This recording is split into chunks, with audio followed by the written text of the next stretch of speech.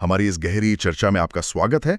आज हमारे सामने है अवतार फिल्म की पूरी कहानी। हाँ, मतलब तीनों हिस्सों में फैली एक महागाथा। और हमारा सोर्स एक हिंदी एक्सप्लेनर वीडियो है जो इस पूरी कहानी का सार बताता है। और हमारा मकसद सिर्फ कहानी को दोहराना नहीं है, बल्कि इस दुनिया की आत्मा को समझना है। पहली फिल्म के हरे भरे जंगलों से लेकर तीसरी के जलते हुए मैदानों तक। बिल्कुल, ये सिर्फ एक ग्रह की कहानी नहीं है, ये टकराव, परिवार और पहचान की कहानी है। और इसमें कई बड़े सवाल भी छिपे हैं, है ना? जैसे इंसानियत का प्रकृति से क्या रिश्ता है। सही बात है। और तरक्की की कीमत कौन चुकाता है। तो फिर वहीं से शुरू करते हैं जहां से सब शुरू हुआ। जेक सली से। कहानी का हीरो जेक सली एक पैरालाइज्ड पूर्व सैनिक है जिसके पास खोने के लिए कुछ नहीं था। और उसे अपने जुड़वा भाई की जगह पेंडोरा भेजा जाता है, जो एक वैज्ञानिक था। लेकिन ये सिर्फ एक मिशन नहीं है ना उसके लिए। ये एक नई शुरुआत का मौका है, अपने पैरों पर फिर से खड़े होने का। हाँ, और यहीं से कहानी का पहला टकराव शुरू होता है।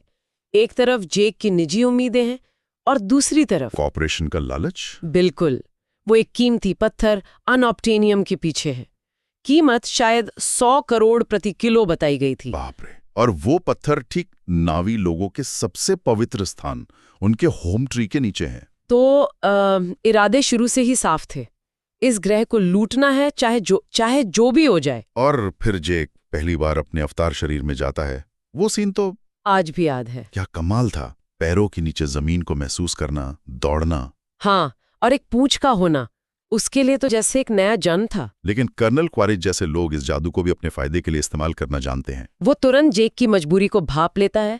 वो कहता है, हमारे जासूस बनो, नावी का भरोसा जीतो और बदले में मैं तुम्हें तुम्हारे पैर वापस दूंगा। तो अब जेक बुरी तरह फंस गया था।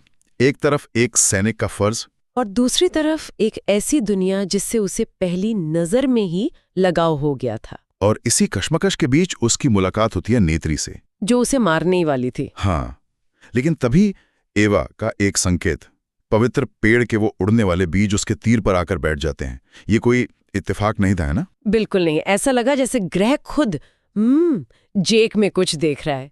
वो जिसे एवा कहते हैं वो कोई देवी नहीं, बल्कि एक विशाल जैविक नेटवर्क है जो पेंडोरा की हर चीज को आपस में जोड़ता है। हाँ, तो वो बीज एक इशारा था कि ये शख्स खास है, और यहीं से जेक का असली सफर शुरू होता है। नावी की तरह जीना और सोचना सीखने का।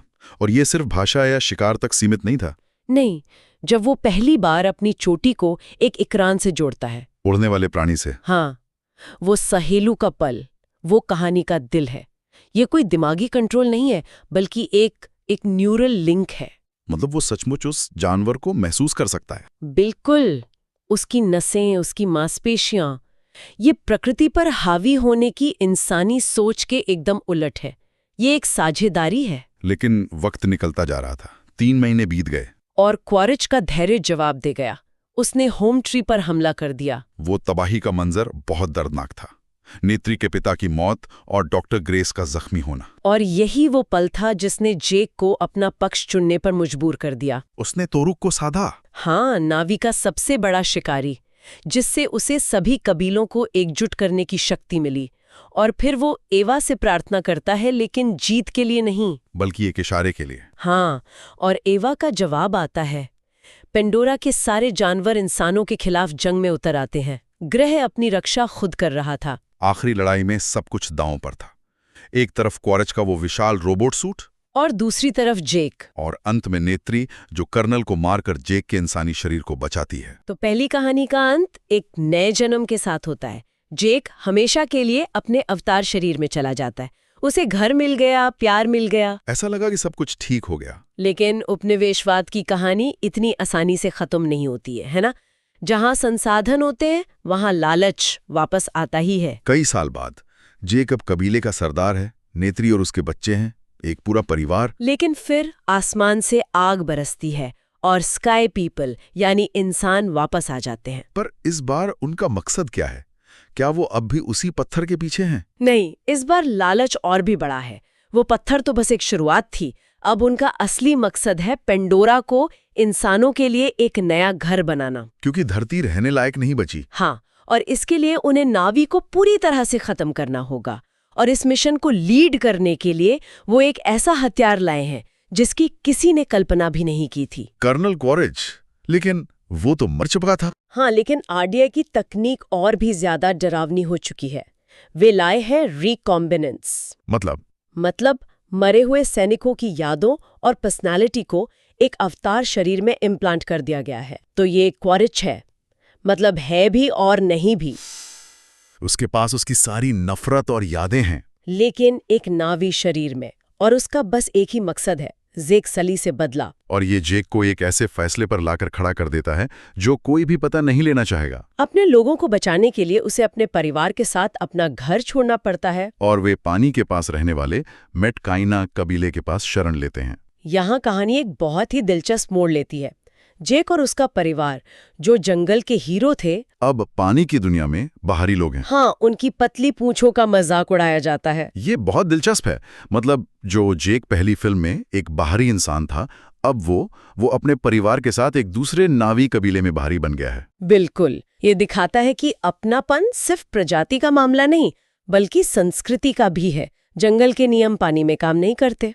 और यहीं हमें जेक के छोटे बेटे लोआक और एक विशाल समुद्री जीव पायाकान की कहानी देखने को मिलती है। हाँ, दोनों ही अपने अपने समाज से ठुकराए हुए हैं और एक दूसरे में सहारा ढूंढते हैं। लेकिन इसी दौरान हमें इंसानों के एक और घिनौने मकसद का पता चलता है। हाँ, ये शिकारी पायाकान जैसे जीवों का शिकार कर रहे हैं एक कीमती तरल पदार्थ के लिए, जो इंसानों की उम्र बढ़ने की प्रक्रिया को रोक देता है। सोचिए, लालच अब कहाँ पहुंच गया है। पत्थर या जमीन नहीं, अब इंसान पेंडोरा के जीवन के सार को ही निचोड़ लेना चाहते हैं। वो अमरता चुराने आए हैं। और कहानी का अंत एक जबरदस्त लड़ाई में होता है। लेकिन इस बार दांव पर पूरा ग्रह नहीं, बल्कि एक परिवार है। क्वारिच जेक के बच्चों को पकड़ लेता है। और उस लड़ाई में उनके सबसे बड़े बेटे नेतयम की मौत हो जाती है। खामोशी, वो पूरी कहानी का शायद सबसे दर्दनाक मोड़ है।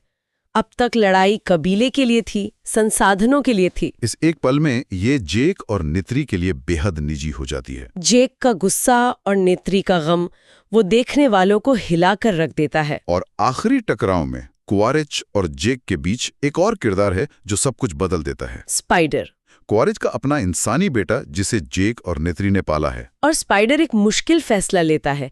वो अपने बायोलॉजिकल पिता को डूबने से बचाता है, लेकिन उसके साथ जाने से इनकार कर देता है। वो सली परिवार को चुनता है। हाँ, वो इंसान को बचाता है पर उस शैतान को ठुकरा देता है। ये अगले हिस्से के लिए एक बहुत ही उलझे हुए रिश्ते की नींव रखता है। तो दूसरे हिस्से के अंत में सली परिवार टूट चुका है, लेकिन हारा नहीं है। लोआक आत्माओं के पेड़ के जरिए अपने भाई से जुड़ता है, जो उसे बताता है कि मौत भी उन्हें अलग नहीं कर सकती। लेकिन क्वारिच जिंदा है। और अब और भी ज्यादा खतरनाक है, शांति अभी बहुत दूर है ना? बिल्कुल। क्वारिच समझ चुका है कि वो जेक को अकेले नहीं हरा सकता, तो वो बांटो और राज करो की नीति अपनाता है। और वो पेंडोरा के उस कबीले को ढूंढता है जिससे बाकी सब नफरत करते हैं। ऐश पीपल, यानी आग में रहने वाले नावी। एक मिनट, तो ऐसे नावी भी हैं जो बाकी कबीलों के दुश्मन हैं? मैं तो सोचता था कि सभी नावी एवा को मानते हैं। यही कहानी और गहरी हो जाती है। ऐश पीपल की लीडर वरांग एवा को नहीं मानती। उसका मानना है कि एवा ने जरूरत के वक्त उसका साथ नहीं दिया था। अच्छा। हाँ, तो उसने आग के देवता की पूजा शुरू कर दी, जो विनाश का प्रतीक है।